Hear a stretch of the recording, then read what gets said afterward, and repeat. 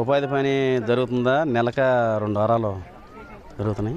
అదే డబ్బులు బ్యాంక్ అకౌంట్లో రోజుకి 300 కడక పడుతున్నాయి.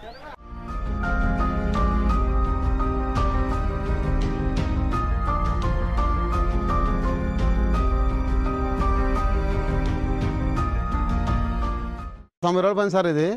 మేము 60 రోజులు చేసాం. మరి కొంచెం డబ్బులు బ్యాంకులో పడుతున్నాయి. ఆ బ్యాంకులు తెచ్చుకుంటున్నాం.